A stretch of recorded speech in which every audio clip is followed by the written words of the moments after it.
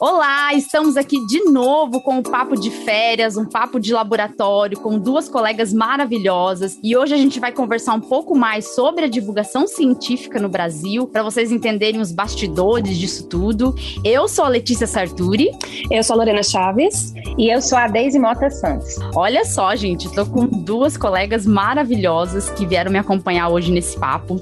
A gente se vê muito por rede social, mas conversar mesmo a gente não tem muito tempo aí para conversar, até porque a divulgação científica toma conta das nossas vidas e, além disso, a gente tem os nossos trabalhos em paralelo com isso, né, que são trabalhos remunerados. Mas antes da gente conversar, né, um pouco mais sobre divulgação científica, sobre como a divulgação científica caminha aí pelo Brasil, e não só no Brasil, mas fora do Brasil, mas feita por brasileiros, como a gente vai falar hoje também, vamos pedir então para as nossas colegas aqui se apresentar. Lorena, você pode se apresentar pra gente, começando por você? Claro.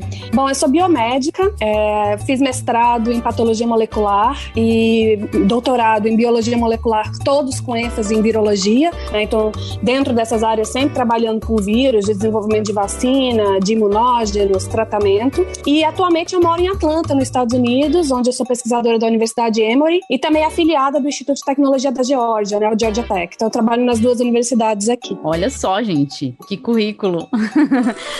Eu falo sempre, eu não tenho nem roupa para receber os convidados que vêm aqui. Agora a Deise pode se apresentar pra gente? Posso sim. Bom, eu fiz graduação em pedagogia e também em educação física. Depois eu fiz um mestrado em Brasília, em atividade física e saúde, e o doutorado em fisiologia, trabalhando sempre com adaptações agudas e crônicas do exercício físico. Atualmente eu faço pós-doutorado no departamento de esportes também, sou professora colaboradora, né? Me credenciei no programa para orientar no nível de mestrado, e nesse semestre eu tenho a felicidade de dar a primeira disciplina de divulgação científica lá na escola, no departamento de esportes, para os alunos de mestrado e doutorado, e tenho trabalhado aí com divulgação científica no Instagram Ciência do Exercício. Nossa, que legal, gente. Então a gente tem aqui duas colegas que são, né, da área da saúde. A Deise é voltada mais para exercício, né, para educação física, e a Lorena mais voltada para virologia, mas a gente tem sempre uma coisa que nos une, que é essa vontade de querer fazer a ciência chegar à população, essa vontade de fazer a ciência ser popularizada. E essa vontade de fazer a ciência ser popularizada começou quando para vocês? Você, Lorena, já começou há muito tempo fazer divulgação científica ou não? Não, na verdade eu trabalho com virologia há mais de 15, 20 anos, né? Vai fazer, meu Deus. Mas não foi bem isso. O que aconteceu foi que a gente entrou na pandemia, né? Ali no final de 2019 e 2020. E em julho de 2020, mais ou menos, nós estávamos no pico, né? Na segunda onda aqui nos Estados Unidos. Eu estava no pior lugar, no pior momento da pandemia, né? Nos Estados Unidos, a gente estava vendo a coisa estourar, e dentro dos meus grupos de WhatsApp familiares, os meus amigos, eu tava vendo aquela desinformação crescer, e eu percebi que eu podia passar um pouco do conhecimento que eu tinha adquirido esses anos todos para eles. Então, eu fui pro Instagram, que é a rede social que eu mais me identifico, para mim, assim, pela dinâmica que é do Instagram, e eu comecei a fazer caixinhas de perguntas. Começou assim a história, né? Façam as perguntas, vocês sabem que eu trabalho com isso. Era para minha família, era para os meus amigos, para eles terem uma fonte de confiança, né? Alguém que eles conheciam.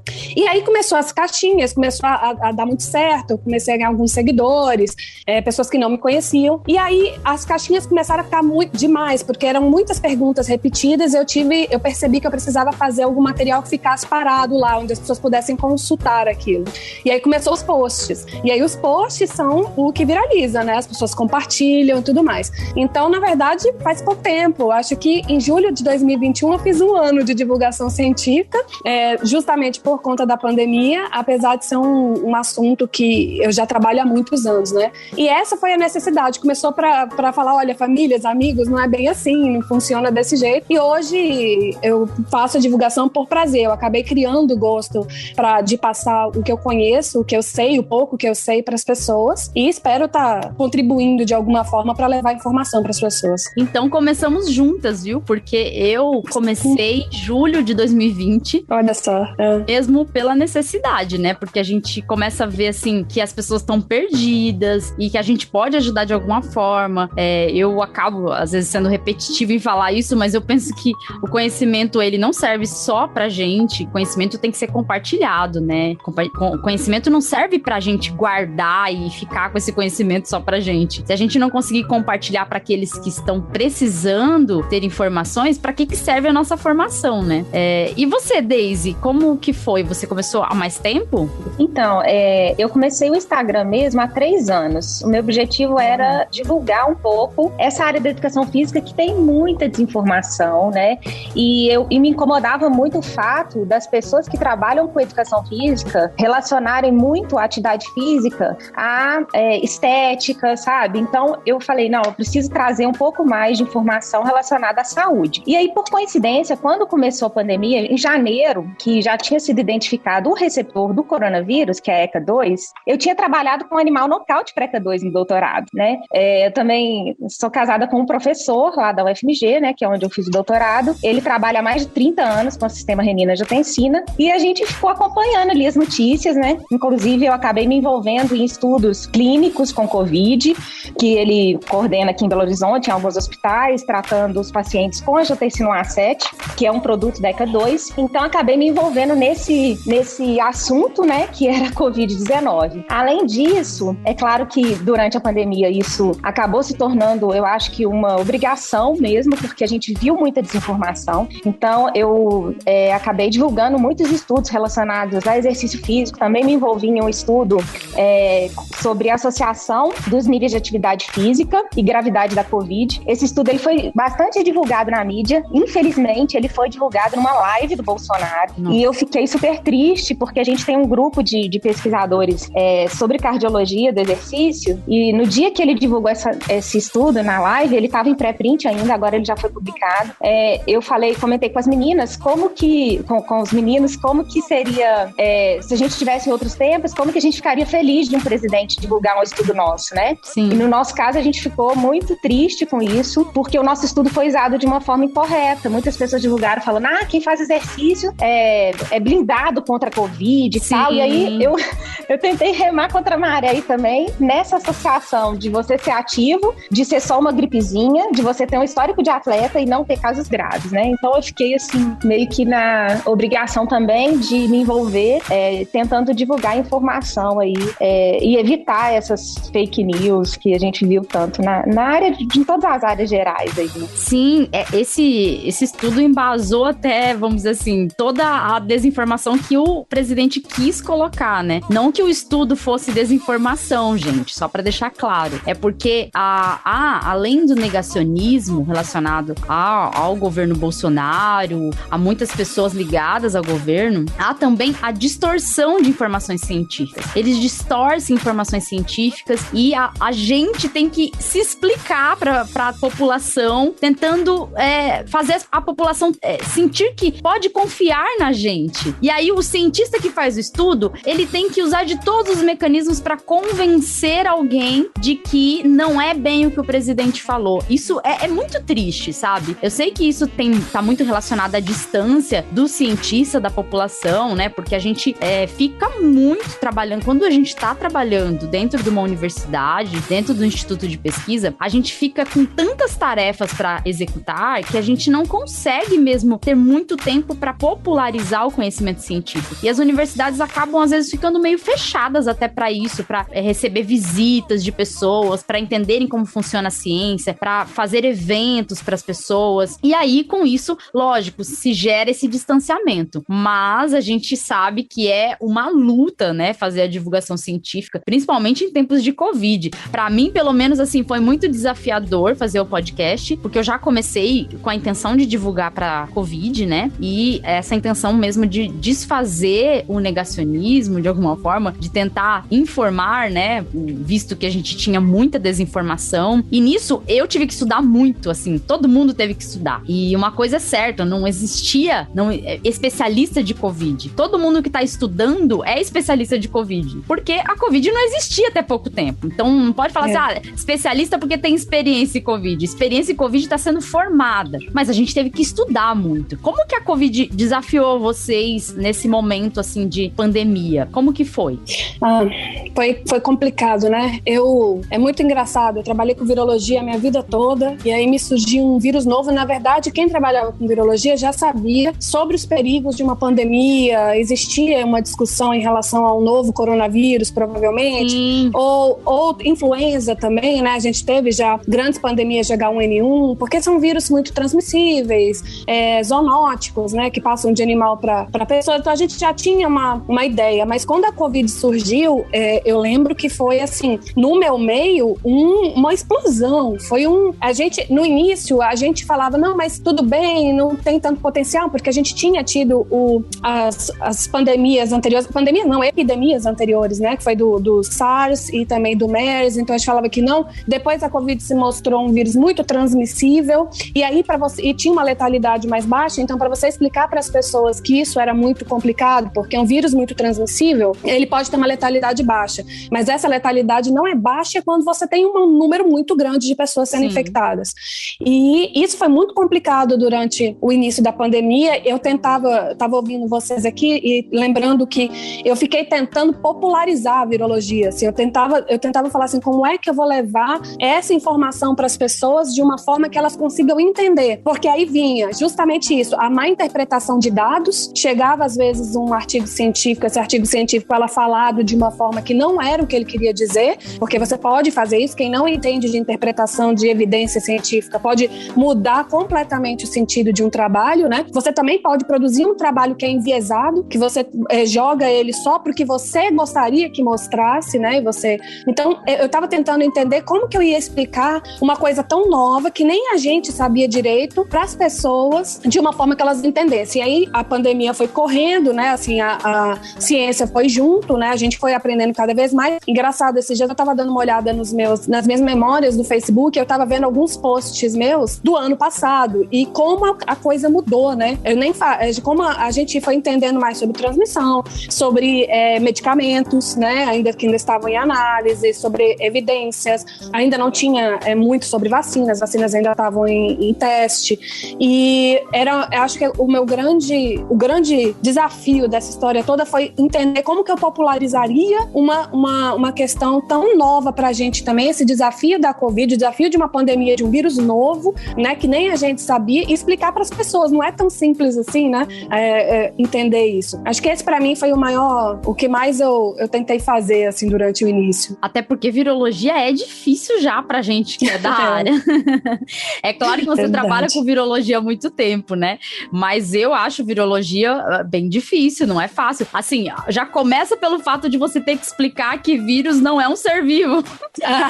Com certeza. As histórias, peraí, esse ser vivo, você vê coisa escrita assim, peraí, gente, deixa eu te explicar o que é o vírus. Já é complexo você explicar o que é o vírus. É complexo. E aí você vai pro caminho de explicar um vírus novo e explicar que mesmo que fosse um vírus que estivesse aí na natureza, ele veio a provocar doença em humanos, como isso aconteceu? Porque tem muita gente que questiona. Nas redes sociais, às vezes você fala alguma coisa sobre isso e as pessoas te questionam, falam assim, não, esse vírus foi criado em laboratório. Falam isso. Eu já escrevi coisas, assim, que eu trabalho escrevendo roteiros, que eu fui questionada quando eu falei que esse vírus podia estar na natureza, que era a hipótese mais plausível e que foi transmitido para humanos. E aí, eu fui criticada falando assim que eu estava falando coisa que eu não sabia, porque esse vírus poderia ter sido criado em laboratório. Mas como assim, gente? A gente não quer trabalhar com essa hipótese, mas por quê? Porque existe uma plausibilidade de terem vários patógenos na natureza, não só vírus, que estão na natureza e que não foram ainda transmitidos para humanos. E que, se forem transmitidos para humanos, podem provocar novas epidemias, né? Mas as pessoas não entendem essa dinâmica, que a gente tem que também se envolver em preservação ambiental, até por causa desse tipo de surgimento de epidemias, né? A partir de animais selvagens, por exemplo.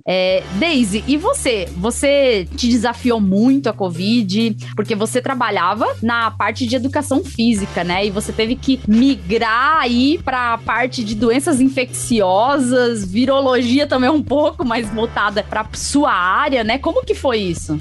Com certeza, né? Me senti desafiada e na parte de educação física, a gente teve também várias polêmicas, por exemplo, de fechamento e abertura de academia, polêmica de uso ou não de máscara durante o exercício. Então, eu tentei sempre informar as pessoas de uma maneira neutra, sabe? Eu sempre tentava não tirar conclusões, mas ao longo desse caminho eu percebi que eu precisava, de certa forma, me posicionar em alguns assuntos, porque algumas pessoas não teriam a capacidade de refletir e interpretar aquele assunto. Então, nesse sentido, eu busquei fazer alguns cursos. Estou fazendo um curso da Sociedade Americana de Bioquímica e Biologia Molecular, que é um curso de comunicação científica, que chama The Art of Science Communication, que é um curso mais curto, né, de 6 a 8 semanas, que é bem legal. E também me inscrevi numa especialização em comunicação científica da UFMG, que é o curso da AMEREC, que eu super recomendo, tenho aprendido muito. A gente tem muitos colegas jornalistas, então essa parte de comunicação, da importância do diálogo e não só de você passar essa informação, né, do modelo de déficit que é muito usado na comunicação científica e de como a gente pode melhorar essa informação. Então tenho buscado aí aprender um pouco também.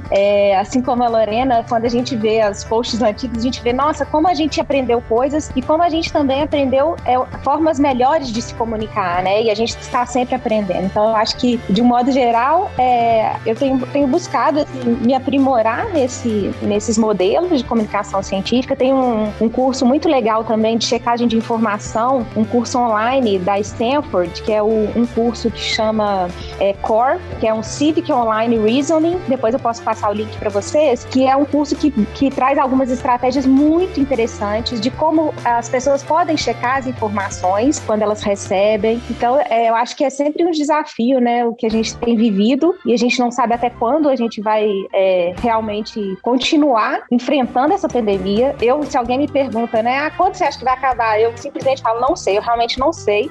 Espero que logo, né, mas eu acho que é uma questão muito coletiva. Enquanto a gente não se unir, né, a própria vacinação é um processo coletivo, a gente não vai conseguir vencer. Então, geralmente as perguntas sobre quando acaba sempre surgem mesmo, né? E é difícil falar porque a gente não tem uma previsão, até porque, como a pandemia, na maior parte, assim, dos países, não tá totalmente controlada, a gente pode ter ainda a geração de variantes, né? E isso, a gente não sabe o quanto que isso pode comprometer a vacinação da população, né? A gente não sabe o quanto nossa vida ainda vai ser afetada por isso. Eu falo sempre que a gente tem que pensar no que realmente a ciência já sabe que é útil, né, para controlar a transmissão, né? Pensar em máscaras de qualidade, pensar em ventilação de ambientes, o distanciamento social. Só que eu percebo que aqui no Brasil, pelo menos, as pessoas já não ligam mais para controlar a transmissão. Eu já ouvi de pessoas da área falar assim, todo mundo vai pegar mesmo. Eu falei, não vai todo mundo pegar, porque eu não peguei e eu não vou pegar. Eu tô me cuidando. A minha família tá se cuidando, ninguém da minha família pegou. Assim, mal ou bem, apesar das broncas que eu dou no meu pai e na minha mãe, eles me escutam. Então, assim, eles foram outro dia comer em restaurante, eu falei, eu não acredito que vocês foram em restaurante comer, né? Assim, porque restaurante fechado, sem ventilação, lugar pequeno, aí você fica assim, nossa, você começa a ficar desesperado, né? Mas eles não têm, às vezes, essa capacidade de pensar. E por isso que cabe a nós, né, tentar informar de alguma forma, tentar usar as melhores estratégias para conseguir informar de verdade. É difícil usar estratégias porque a gente, às vezes, quer atingir todo mundo, não consegue atingir todo mundo, e eu acho que focar em um público-alvo é importante, né? A Daisy, por exemplo, ela pode trabalhar ali com o pessoal da área de educação física e tentar associar a área de Covid, né, para buscar esse público-alvo. Isso é importante porque é a área dela. A Lorena, ela foca em vários públicos, né? Mas assim, eu vejo que o público-alvo acaba sendo quem gosta mais de Instagram, porque o foco dela é no Instagram. No caso meu do podcast, eu tento focar em pessoas, em jovens. Eu vejo que os ouvintes são os mais jovens e geralmente quem escuta podcast, porque gente mais idosa não gosta de escutar podcast, não é dessas de escutar podcast, né? Então a gente vai focando em públicos ali diferentes e utilizando diferentes formas de divulgar a ciência para que isso atinja, né, de fato, os públicos desejados. Mas o dia a dia da divulgação científica não é fácil, né? A gente tem uma rotina, às vezes, que eu mesma, às vezes, não consigo fazer tudo que eu desejo fazer na divulgação científica por falta de tempo mesmo. Como que é a rotina de vocês? É complicado, né? Eu sou cientista de bancada, poxa. E além de ser cientista de bancada, eu sou mãe morando no exterior. Então, eu não tenho ajuda, eu sou... Exato. Então, eu tenho um trabalho full time, né? Ou seja, eu trabalho o dia todo. Eu chego em casa, eu troco com meu marido que trabalha à noite, então eu tenho que ficar com meu filho. Mas no meu todo o tempo livre que eu tenho, eu jogo na divulgação científica. Eu não consigo, claro, fazer uma rotina fixa de posts ou de caixinhas. Eu tenho os quadros que eu tenho no meu Instagram, né? Eu tenho seguidores fiéis que estão lá me acompanhando. E eu tenho todo esse... Eu fico tentando fazer uma rotina que não existe, mas assim, eu tento, de verdade. Eu tava ouvindo a conversa e realmente, assim, o que a Daisy falou é muito interessante, que aconteceu comigo também, que é o fato de eu ter aprendido a me comunicar melhor. Se eu pegar os primeiros posts lá, como eu falei da vez passada, hoje eu vejo o quanto eu mudei. Porque realmente a comunicação, ela é uma coisa plástica, né? Ou seja, ela vai mudando de acordo com o que você vai se aprimorando também. Então você vai...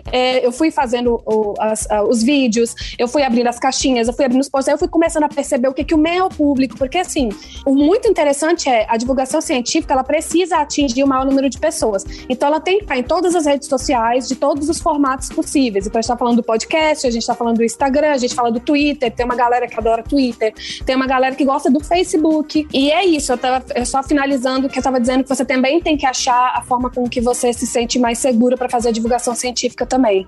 Então você também tem que se reconhecer nessa questão da comunicação, saber como é que você fala melhor, em qual mídia, de qual forma, e onde você está mais segura, o que você mais gosta de fazer. Isso é muito importante. Então, eu acho que foi também um caminho aí da divulgação científica. E uma outra coisa, você também se relacionar. Eu já compartilhei um monte de post da Daisy, ela nem sabe, eu já compartilhei um monte de post da Daisy quando a gente está falando de exercício, quando a gente está falando, eu estava querendo falar de risco em academia, tinha várias coisas bacanas lá sobre transmissão em relação ao exercício físico, e a gente tem que se complementar, né? Não é a área dela, complementa a divulgação científica que eu faço também, né? A sua, quantas vezes eu já não divulguei podcasts de perguntas que me faziam, falavam, olha, escuta esse podcast aqui, então a gente tem que se complementar na divulgação científica. Sim, isso é legal, né? Porque que nem eu não consigo atingir, às vezes, alguns públicos, por exemplo, pessoas mais velhas. Eu acho que o podcast é pouco, vejo pelas estatísticas, é pouco escutado por pessoas mais velhas. Mas assim, a gente acabou criando uma rede mesmo de colaboração, porque a gente tenta ali fazer indicar o conteúdo do outro para complementar o que a gente faz. Porque temos pessoas de áreas diferentes, né? Então a gente pode aproveitar o conhecimento de cada um. Eu não preciso, por exemplo, pegar lá um artigo de educação física, me matar para saber alguma coisa de educação física, para depois explicar lá para uma pessoa. Eu posso indicar um conteúdo que a Daisy já tenha produzido sobre o mesmo assunto. E isso, lógico, vai unindo os trabalhos da divulgação científica, criando mesmo uma rede de colaboração para também não sobrecarregar um divulgador só, né? Porque assim, a rotina da gente tem os trabalhos remunerados, né, que a gente faz, que isso toma conta de grande parte do dia, e manter uma rotina de publicação é difícil. No Escuta Ciência eu tentei fazer algumas publicações, mas aí é difícil para mim manter essas publicações. Eu tenho focado mais no Twitter, em tentar manter, e mesmo assim não tenho conseguido, porque realmente tá faltando tempo, sabe? Mas, assim, a Daisy tem uma página que já tá aí há 3 anos, e eu acredito que ela tem que estabelecer uma rotina muito firme pra manter-se ativa nesses 3 anos. Como que é isso, Daisy? Explica pra gente. Nossa, eu não sou muito exemplo, não. Então, eu acho que essa dificuldade de planejamento, ela é muito comum, assim, né? Porque como a gente tem outras atividades, isso acaba dificultando demais a gente conseguir planejar. Uma coisa que eu também busco muito é publicar, né? Divulgar coisas que acabaram de sair, eu falo, não, vou ter que fazer isso agora. Então, por várias vezes, eu fiz o post antes dele ser publicado. Então, fiquei lá 1, 2 horas fazendo o post, publiquei logo depois. Porque quando eu criei sobre o Instagram, uma das coisas que eu coloquei como critérios para entrar ali eram que tinham sido publicados nos últimos 2 anos. Então, artigos lá só vai ter de 2021 e 2020. Por quê? Porque era um dos critérios. Não que os outros artigos não sejam importantes, sabe? Mas eu sinto muita falta desse planejamento. Né? Exatamente. E assim, atualmente, eu tô com uma assessoria de uma empresa de comunicação científica que é formada só por mulheres, que chama Matildas. Olha. E eles estão fazendo um levantamento do meu público para a gente poder produzir material e não ficar só um Instagram.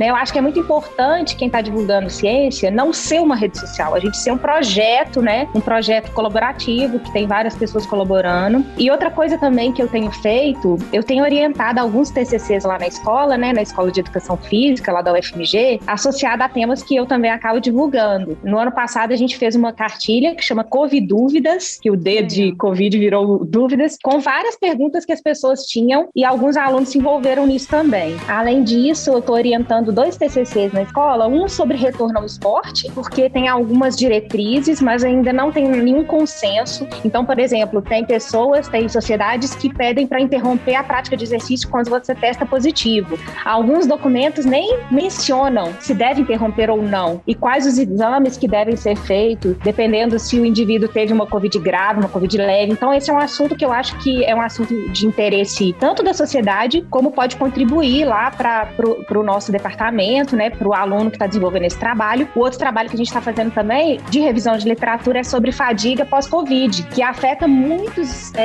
atletas. Então, a gente fez um levantamento em 63 atletas de triatlon, ciclismo e corrida, e o interessante é que a gente viu que desses 63, mais ou menos metade testaram positivo para Covid e muitos que tiveram sintomas leves ou foram assintomáticos estão com sequelas. Tiveram que interromper, alguns... Teve um caso de miocardite. Então, assim, eu acho que esse tipo de trabalho também, que acaba juntando o trabalho que a gente faz né, já na escola, assim, na universidade, com o trabalho de divulgação científica, ele acaba facilitando um pouco essa rotina também. Sim, facilita muito, né, quando a gente consegue aliar. É interessante porque, assim, a Covid afeta muito, né, a aptidão física, eu acho.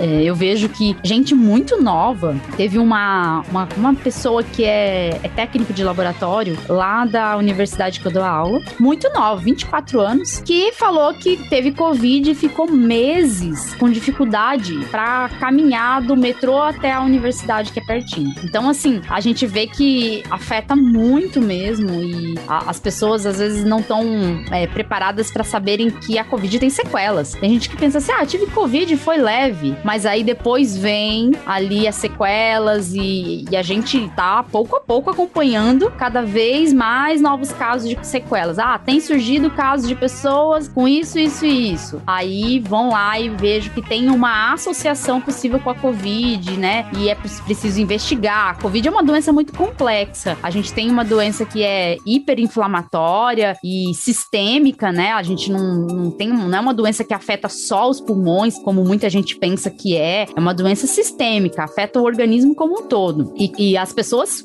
que ficam com a Covid grave e até morrem de Covid, normalmente morrem justamente por causa dessa inflamação generalizada, vamos dizer assim, que acomete a pessoa. E aí, imagine, se a Covid tem essa característica inflamatória e atinge o corpo inteiro, é claro que a gente pode ter sequelas, e sequelas graves, que podem, por exemplo, em atletas, podem comprometer a carreira de um atleta, né? É bem complicado isso. Acho que é importante sim. Na verdade, eu acho que como a Covid é uma doença nova, eu acho importante ressaltar que o que acontece é o seguinte: muitas pessoas estão preocupadas sobre efeitos colaterais da vacina a longo prazo. Na verdade, o que elas tinham que estar preocupadas é que a longo prazo, o que a gente não sabe é o que a Covid causa. Exatamente. Isso sim, que daqui a pouco a gente vai descobrir. E isso sim é ciência a longo prazo, porque isso tem que ser avaliado, analisado, como foi acometido. Outra coisa que a gente também vai descobrir lá na frente é quais são os fatores, a predisposição genética ao desenvolvimento da Covid severa ou não.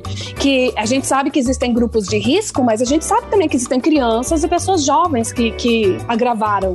Então, isso sim são as coisas a longo prazo que a gente ainda vai descobrir. O que realmente é sequela, o que não é. E isso só com o tempo mesmo para descobrir. Realmente. Eu mesmo fui em cabeleireiro e ontem fui. e escutei de muitos casos de mulheres que tiveram perda de cabelo por causa da Covid. Assim, eu não estudei muito sobre a relação, mas eu já tinha ouvido falar dos relatos de casos de mulheres que tiveram perda de cabelo acentuada. Então, assim, a gente tem múltiplas sequelas que podem ser originadas. A longo prazo, a gente não sabe o que vai acontecer. Essa característica genética que predispõe a ter Covid grave ou não ainda é incerta. Então, não existe essa história de que histórico de atleta vai ser acometido só por uma gripezinha, porque isso não é verdade. A gente vê pessoas que são atletas. Eu vi o caso de um atleta mesmo que ficou na UTI. Ficou na UTI por um mês e perdeu muita massa muscular, teve que fazer toda uma fisioterapia para tentar repor ali a condição física dele. Então, é bem complicada. A doença, ela é incerta. A gente não pode achar que a vacina é mais perigosa que a doença, porque isso não é verdade. A vacina oferece muitos benefícios por riscos muito pequenos, né? Então, vacinar sempre vai ser a melhor opção. E uma coisa que eu queria também ver com vocês, perguntar para vocês, como que foi? Vocês falaram ali que as carreiras de vocês às vezes estavam aliadas, né, à divulgação científica, isso ajuda muito, né? A Lorena é virologista e, lógico, a virologia ficou encantada em conhecer um novo vírus. Não encantada, gente, no sentido de feliz, tá? O encantamento do cientista em conhecer novas coisas, porque cientista sempre quer ali conhecer novas coisas, tem a curiosidade de descobrir novas coisas. A Daisy falou que conseguiu aliar ali o trabalho também, né, com a divulgação científica sobre a característica ali de acometimento em atletas, isso é legal também, e colocar também alunos para estudar divulgação científica e atuar na divulgação científica é muito legal. Mas assim, dentro da carreira de vocês sentiram que a divulgação científica ajudou a dar um boom na carreira, ajudou a colaborar alguma coisa especificamente na carreira de vocês, ou não? Porque pra mim, assim, pra mim ajudou muita coisa, sabe? Pra mim apareceram novos trabalhos por causa da divulgação científica. Apareceram, por exemplo, trabalho de roteirista. Eu faço roteiros de vídeos voltados para nossa área, né? Vídeos de biologia, na verdade. Eu faço roteiros e para um canal do YouTube, né? Então, pra mim ajudou, porque foi só pela divulgação científica que me descobriram, vamos dizer assim.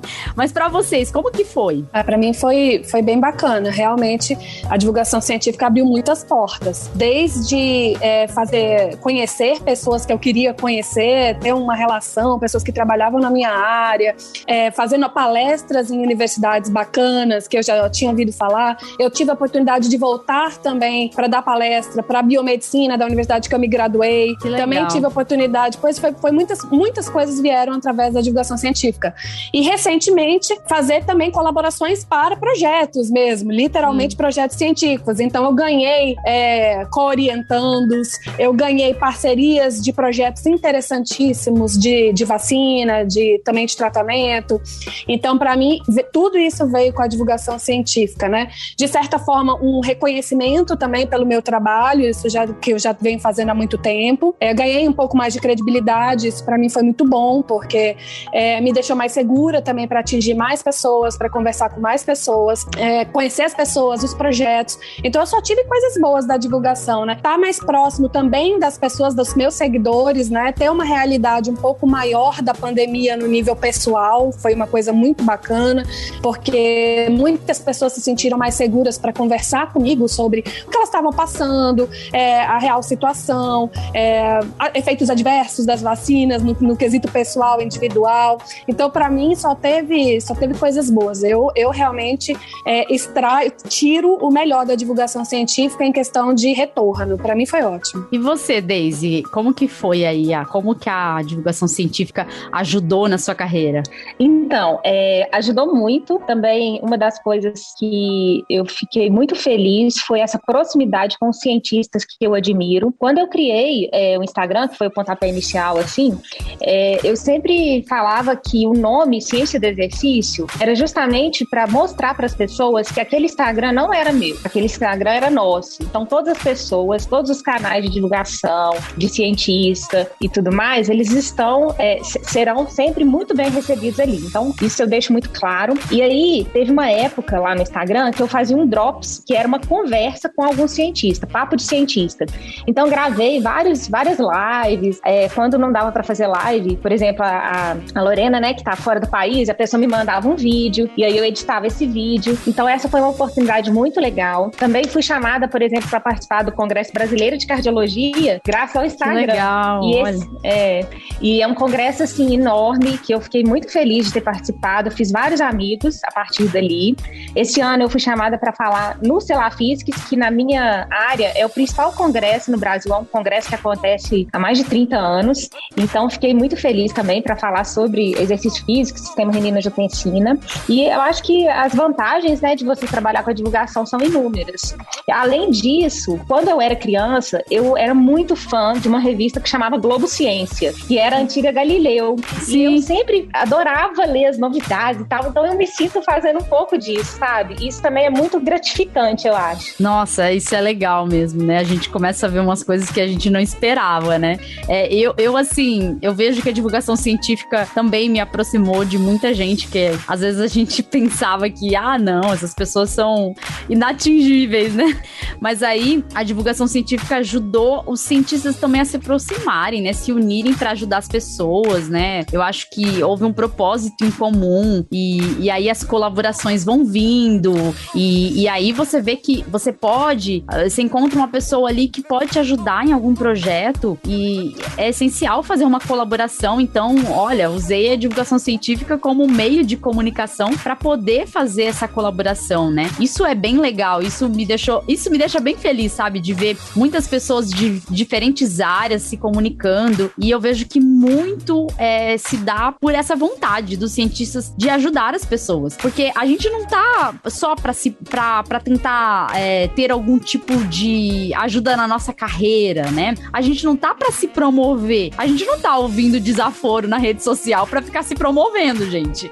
Essa é a verdade, porque o que mais a gente escuta é gente mal educada, gente querendo contestar a ciência, não é contestar a gente, mas contestar a ciência atacando o cientista, atacando a gente. Então a gente vê muito isso. E ninguém tá na rede social se expondo desse jeito, porque pode vir alguma coisa pra nossa carreira melhorar. Não é por isso. É pela vontade, pelo desejo de ajudar mesmo. E isso moveu a gente durante a pandemia. E, assim, tem casos que a gente vê ali um seguidor ou outro que manda algum tipo de experiência que ele teve, que foi ajudado pela nossa informação, pela informação que a gente colocou. E isso eu acho que é bem emocionante, é bem legal de ouvir, dá uma sensação de dever cumprido, né? Como que é pra vocês? Vocês tiveram casos assim também? Eu tive bastante retorno. Eu tenho seguidores que me tratam como uma pessoa da família. Assim, eles falam comigo, bom dia, Lorena, você não falou muito hoje, está tudo bem com você? Assim, eles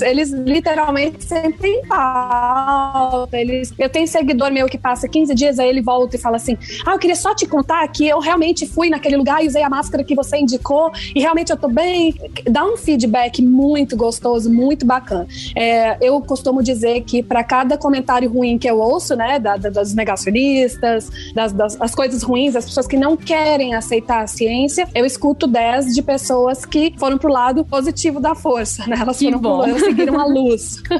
Então, para mim foi todos os dias existe um retorno. Eu tenho seguidores fiéis, eu chamo eles de seguidores raiz, e eu recebo muito retorno, são muitas histórias. É uma das coisas que a divulgação científica me proporcionou. Ela me deu voz, né? Ela deu voz para que eu pudesse passar conhecimento e ela também deu voz às outras pessoas para que elas pudessem me falar como que esse conhecimento está chegando a elas. Então isso para mim foi assim, ainda, né, muito bacana. Eu tenho uma proximidade muito grande com seguidores. Eu ainda não tenho muitos seguidores a ponto de não conseguir respondê-los, então eu tento responder todo mundo, eu tento estar conversando com todo mundo e eu tenho cada dia mais o retorno, tanto da parte negativa, porque às vezes eu tô acompanhando um seguidor que tá passando por um momento difícil, vamos falar da Covid, né, principalmente nesse momento, e às vezes eu tenho retorno realmente do quanto é importante você se cuidar, de você seguir as coisas boas, um retorno ruim, ele me conta que aconteceu alguma coisa ruim, e isso me faz cada dia mais ter mais vontade de contar para as pessoas que não é para fazer isso, porque isso pode acabar assim. Como o retorno positivo de que deu tudo certo. Então, eu tenho os dois lados da moeda e sempre é muito importante. Eu fico muito feliz com essa troca. Não, é bem legal mesmo quando a gente tem esse retorno, sabe? Sempre tem os casos de pessoas, às vezes já apareceu pra mim, principalmente no Twitter, gente que tava passando por uma recuperação de Covid e tudo que a pessoa sentia, a pessoa mandava pra mim e perguntava: doutora, é engraçado que eles me chamam de doutora. Eu, tipo, meu nome tá lá, Letícia Sartori, mas eles gostam de chamar por doutora. E assim, eu respeito, é o nosso título, a gente tem doutorado, né? O nosso título. Mas assim, podem ficar à vontade por me chamar pelo nome, né? Não precisa dessa formalidade, não. Mas assim, eles mandam: olha, eu queria saber, eu tô sentindo isso, tô sentindo um olfato assim. Pode ser, então, porque eu tô recuperando agora o olfato? Eu falo: calma, vamos aguardar como que vai acontecer. Geralmente, a recuperação do olfato leva um tempo e às vezes é necessário até fazer algum tipo de terapia pra isso, né? Não é tão espontânea. Apesar de muita gente recuperar espontaneamente, muitas pessoas falam que meses após a Covid acabam sentindo cheiros estranhos, sentindo cheiro de gasolina no café, umas coisas muito loucas, né? Isso é bem interessante pra gente que é cientista pensar no que esse vírus altera, né? Pega nervo olfatório, altera isso, gente, é uma coisa assustadora. Mas, assim, e você, Daisy? Você já tá há 3 anos aí recebendo feedbacks o tempo inteiro. Como que funciona isso? Você consegue responder as pessoas com tantos seguidores, né? Eu ainda tenho pouco também, é fácil, né, responder, mas e você? Então, eu não deixo sem responder nenhum seguidor. Desde o começo, eu sempre respondi, porque eu acho que como você vai recebendo poucas mensagens, né, e aí você não deixa acumular muito, e eu sou muito ligada, assim, eu fico sempre online, isso é até uma coisa que eu preciso melhorar. Mas eu fiz uma live com o professor Fabrício Foscolo, lá da Universidade Federal de Pelotas, e o Instagram dele deve ter, acho que 70, 80 mil seguidores. E aí a gente tava conversando e ele falou assim: não, porque várias pessoas falam pra gente não responder, porque quando a gente não responde, a gente se torna inacessível. E isso cria uma mágica em volta da pessoa. Não, aquela pessoa, ela é difícil, né? O difícil, ele sempre é mais interessante. E aí eu falei: nossa, sério que as pessoas falam isso, recomendam isso em rede social? E aí me fez pensar um pouco sobre essa diferença e as semelhanças entre o divulgador científico e o influenciador, digamos assim, sabe? Porque eu acho que o divulgador, ele tem medo de ser chamado de influenciador, ele tem medo, às vezes, de ser chamado de blogueiro, né? Sim. E muitas vezes o blogueiro, ele faz um papel de divulgação, mas de desinformação, né? Então a gente vê muito isso. Então eu acho que, de certo ponto, a gente tem que... É muito importante também a gente aparecer, né? Porque isso traz credibilidade. Eu custei entender isso. No começo, o meu Instagram era um logo. Esse ano que eu mudei para minha imagem lá, então eu acho que isso é um fator muito interessante. Mas eu tive esse ano, recentemente, um seguidor que fez um post sobre vacina, falando que a vacina não funcionava, e era um vídeo, e é engraçado como que a desinformação em vídeo, ela convence mais as pessoas, né? Nossa. Então era um médico, não sei se vocês viram esse vídeo, que ele tava tirando sangue, e ele falava: olha, eu tô aqui dosando meus anticorpos, eu tomei Coronavac. Eu sei. Sim. Começa com D? Com D? Então, mas eu acho que é um que o pessoal do Aos Fatos me pediu pra ajudar a fazer uma matéria. Checagem, né? De checagem de fatos e pra desmentir a pessoa. Eu acho que é o mesmo, tá? Pra quem quer saber, eu acho que é. Inclusive, até mandei pra ele, porque eu falei: gente, como que eu vou explicar? Aqui no Instagram tem um limite de caracteres pra eu escrever, né? E eu falei: não adianta eu escrever. Aí eu fui checar justamente algum link que explicava que aquilo não era verdadeiro. E aí eu achei um link de uma agência de checagem. Não era esse o seu, mas era de uma outra pessoa explicando, e eu mandei pra essa pessoa. E aí essa pessoa leu, e essa pessoa, ela é meio... assim, não é a primeira vez que ela me manda mensagem, e eu já percebi que ela, às vezes, ela tá muito frágil pra acreditar nessas coisas. E aí, quando eu mandei, ela me mandou de volta e falou assim: muito obrigada, eu acabei de apagar meu post. Gente, mas eu fiquei numa alegria, porque eu percebi que eu consegui, através daquela informação que eu passei pra pessoa, que talvez ela não teria acesso, talvez ela não conseguiria acessar, né, conseguiria achar essa informação, e ela entendeu, e não só entendeu, como ela apagou aquilo que ela tinha postado, que era uma desinformação. Então, nesse sentido, eu fiquei, assim, super feliz, e eu acho que, às vezes, isso pode acontecer sem a gente saber. A gente tá atingindo várias pessoas sem que elas saibam. E aí eu vou contar só um caso rápido, que não tem muito a ver com divulgação científica, mas que foi um caso, assim, que eu achei muito interessante, que foi de um Instagram que fala sobre sobre serviços para mulheres, serviços domésticos, né? Trocar uma lâmpada, essas coisas, um chuveiro, que às vezes a gente não consegue fazer. E aí tem um Instagram muito legal que chama Agiliza Lab. E aí, uma seguidora desse Agiliza Lab, ela é fotógrafa e ela tirou todos os azulejos de um cômodo que ela estava reformando e ela tirou sozinha. E aí ela fez uma exposição fotográfica com as fotos daqueles azulejos, daquela parede, e colocou o nome da Mary, que é a responsável por esse Instagram, que chama Agiliza Lab. E aí ela ficou toda emocionada, que ela, tipo assim, ela fez uma homenagem pra moça, né, que ajudou ela em vários serviços domésticos. Então, às vezes, a gente não percebe o quanto a gente tá atingindo essas pessoas. Uma hora ou outra aparece pra gente, mas muitas vezes a gente nem vai ficar sabendo, né? Então, isso é muito, muito legal. Sim, isso é muito legal. Assim, no Twitter, às vezes eu consigo interagir um pouco melhor com as pessoas, né? E aí tem ouvintes do podcast que eu nem imaginava, assim, que eram ouvintes. Tem pessoas de diferentes áreas. Na semana passada saiu o episódio, né, que foi em comemoração a 1 ano, e os ouvintes falando das suas experiências, do quanto que os divulgadores científicos têm ajudado eles. E, assim, é uma homenagem mesmo aos divulgadores científicos, porque é legal ver que a gente tá ajudando. Às vezes a gente não vê a cara das pessoas, a gente não vê quem a gente tá ajudando. Mas quando nós temos contato ali com algum seguidor e vemos ali que na vida daquela pessoa a divulgação científica fez a diferença e ajudou de alguma forma, isso é mesmo gratificante e dá sentido ao que a gente faz. Ao que a gente faz sem receber nada, ao que a gente faz por querer ajudar as pessoas. Então, pessoal, assim, encaminhando-se pro final do episódio, porque a gente também tem nossos compromissos, né? A gente tem que agilizar o final do episódio.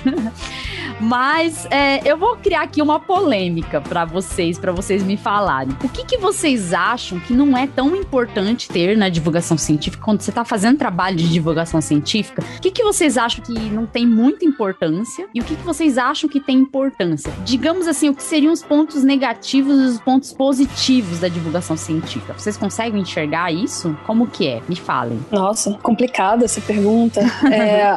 Os pontos positivos eu acho que a gente conversou bastante aqui, né? A troca, as conexões que você faz, as colaborações que você cria. Eu aprendo muito todos os dias. É engraçado como a divulgação científica, ela me impulsiona a procurar sobre assuntos. Eu sou virologista, mas eu não sei absolutamente sobre todos os vírus perfeitos. Eu sou especialista em alguns tipos de vírus, né? E algumas vezes eu vou atrás de alguma coisa pela divulgação científica, aí já aprendo mais alguma coisa da minha própria área. Às vezes saio da minha área, vou para uma outra área, né? Vou lá no Instagram da Daisy procurar um pouquinho sobre essa parte do ciência do exercício, vou lá olhar, eu escuto o seu podcast, vou ali, a gente vai buscando novas formas de aprender, e isso é muito positivo para a divulgação científica, porque ela te faz crescer, inclusive pessoalmente. O que eu não acho, às vezes, interessante, eu acho que existem estilos de divulgação científica. Sim. E existem pessoas que colocam as suas opiniões pessoais prontas ali, né? E tudo bem, não tem nenhum problema, mas às vezes ocorre uma mistura, às vezes a pessoa se deixa levar muito pela própria opinião pessoal dela e acaba misturando um pouco o fato em si. Então, por exemplo, quando às vezes alguém me pergunta alguma coisa no Instagram e eu tenho uma opinião pessoal, você tem que ter sua opinião pessoal. Eu faço questão de dizer, olha, esse é um assunto que ele é pessoal, cada um decide. Se você está perguntando a minha opinião, ela é essa, mas eu quero deixar claro que o fato desse fato científico relacionado a essa pergunta abre opções para o sim e para o não. Você tem que deixar a sua opinião pessoal de lado quando você está falando de algo que é evidência científica. E existe, às vezes, alguma confusão por parte do ser humano, não é meu, não é de outro, todos nós somos assim, em relação às opiniões. Então eu acho que o divulgador científico tem que ter um feeling aguçado para saber separar um pouco a sua opinião pessoal e atingir mais pessoas. Por exemplo, eu gostaria de falar um pouquinho sobre essa questão política. Eu tenho a minha opinião política, eu não escondo ela, porque afinal de contas o meu Instagram é pessoal, as pessoas estão seguindo a Lorena, mas eu faço questão de dizer que eu estou aberta a discutir, conversar a opção pessoal de cada pessoa. Então, às vezes tem uma pessoa, eu sou pró-vacina, eu trabalho há 20 anos com vacina, e às vezes me vem uma pessoa que não quer tomar, é a opção dela, ela não quer tomar vacina, eu explico tudo sobre evidência, sobre cobertura vacinal, vacinar, sobre a importância dela para o coletivo, dela se vacinar. E se ela não quer tomar a vacina, eu não deixo de responder qualquer outra pergunta que ela venha me fazer sobre diagnóstico, sobre transmissão, sobre as opções dela. E às vezes é muito difícil separar isso, porque a vontade de você que tem uma opinião muito forte, formada, você tem vontade de dar um bloco naquela pessoa e falar, não quero mais falar. Mas eu tento mandar sempre a evidência científica acima da minha opinião. Não é fácil, tem gente que não consegue, isso às vezes pode ser bastante complicado na divulgação científica. Sim. É que na verdade a gente também tem que tentar, por exemplo, no caso da política, a política interfere muito na ciência, né? A gente teve um episódio falando até sobre isso aqui no Escuta Ciência. Verdade. Então, por isso que às vezes a gente tem que se meter nisso pra tentar separar também as duas coisas, porque a política não tem que interferir na ciência, mas tem que promover a ciência, né? Uma boa política é isso.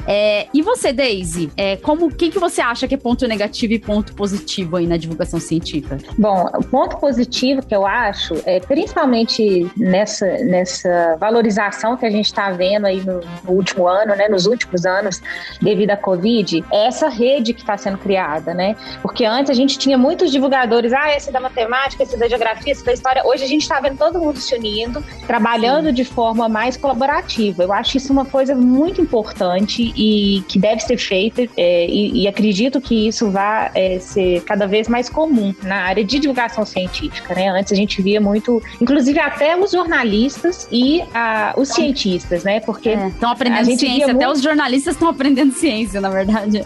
Exatamente, só tem até um curso da Folha agora, acho que está com inscrições abertas sobre divulgação científica na área de saúde para jornalistas. Então eu acho que isso é uma coisa muito interessante, a gente já vê em outros países, lá no New York Times a gente tem o Carl Zimmer, que faz um trabalho de divulgação científica sensacional, que ele é jornalista. Na área de educação física tem uma coluna do New York Times que divulga vários trabalhos científicos na área de esporte e educação física, que é com a Gretchen Reynolds, que ela tem um livro também muito bacana. Agora, o que eu vejo de negativo é essa visão que alguns divulgadores passam de que a ciência é a cura, de que a ciência é milagrosa e de que a ciência vai responder todas as suas perguntas, né? E isso, eu tive essa reflexão mais recente no curso da Meré, que eu estou participando, porque muitas vezes a gente não percebe que a ciência, ela só consegue evoluir porque existem novas perguntas, a gente não consegue responder tudo, né? Então, muitas vezes eu acho que, no caso da educação física mesmo, em momento nenhum eu divulguei que não é importante fazer exercício, mas eu divulguei, e o meu Instagram era muito voltado para isso, dos benefícios do exercício, de como é maravilhoso fazer exercício, das milhares de moléculas e tudo mais. E aí, quando a gente vê uma desinformação falando, não, se você fizer exercício, você não pega Covid. Se você fizer exercício, você não vai morrer de Covid. Então, essa coisa milagrosa, sabe, não existe. É importante fazer exercício? Mas o exercício, ele não é a cura de todas as doenças. Ele não vai... Você pode fazer exercício, mas você também pode ter um câncer um dia. Minha mãe era superativa e teve um câncer, era um câncer mais genético, mas ela teve. Então, assim, eu acho que esse ponto é um ponto, não seria negativo, mas é um ponto que eu acho que a gente tem que tomar mais cuidado quando a gente vai divulgar algumas informações, né? Porque a gente viu artigos retratados sendo divulgados em CPI, pessoas que utilizaram da ciência de uma forma negativa. A gente sabe que existe má conduta científica, a gente sabe que existe revista predatória. Então, às vezes, a gente vê pessoas às vezes, divulgando sem refletir muito no como as outras pessoas vão interpretar esse tema, né? Então, esse eu acho um ponto importante, assim. Então, a divulgação científica, às vezes, entra num aspecto de que as pessoas, às vezes, têm uma intenção de informar rápido e acabam usando resultados ali de um pré-print que, às vezes, não tá metodologicamente, não tá bem construído o artigo, o estudo. Então,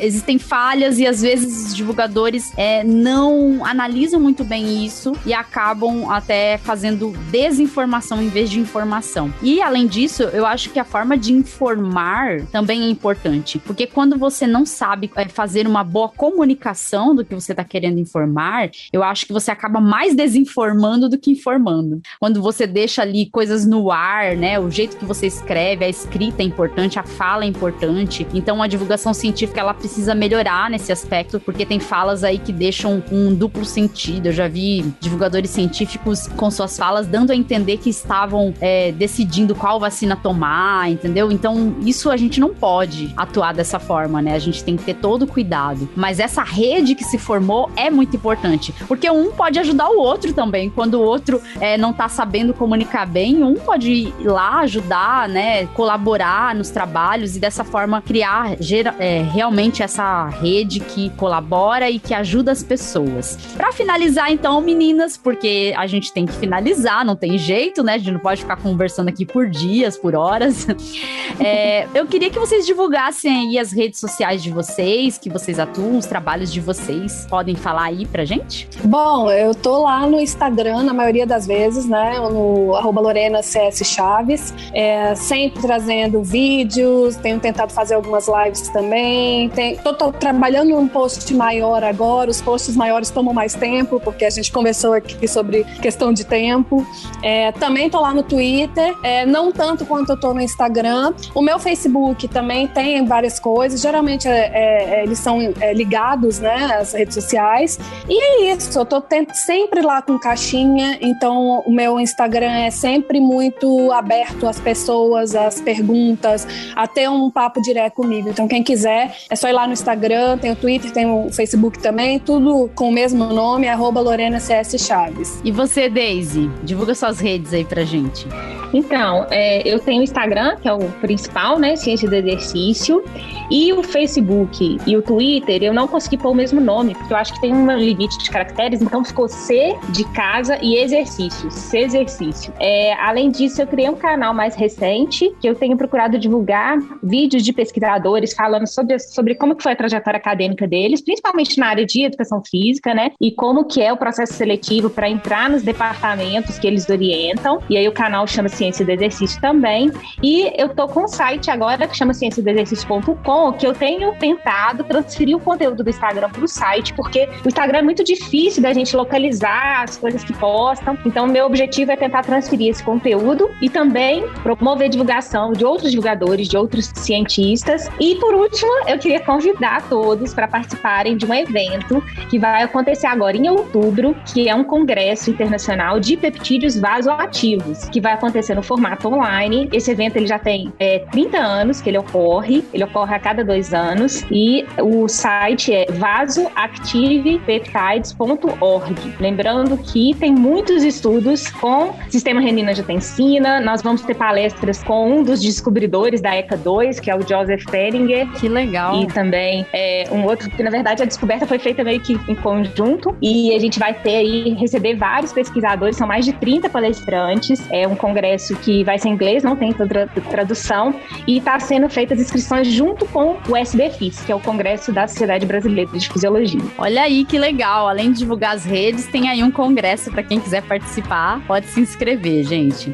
Meninas, foi um prazer receber vocês aqui no Escuta Ciência, é muito legal conversar com algumas pessoas, porque geralmente é só um monólogo mesmo, o Escuta Ciência, é eu falando sozinha, falando com as vozes da minha cabeça, mas assim, foi um prazer mesmo receber vocês, voltem mais vezes, todas as férias a gente pode fazer esses bate-papos legais, e olha, agradeço muito a colaboração de vocês aqui pra gente falar um pouco da divulgação científica, de como que funciona essa máquina da divulgação científica, uma máquina que é menor do que a máquina de fake news, mas que a gente tá conseguindo fazer alguma coisa importante, a gente tá, e isso já deixa a gente muito feliz. Obrigada, meninas. Obrigada, Letícia, foi um prazer. Eu que agradeço, Letícia, parabéns aí pelo seu trabalho, que é maravilhoso. Parabéns, Lorena.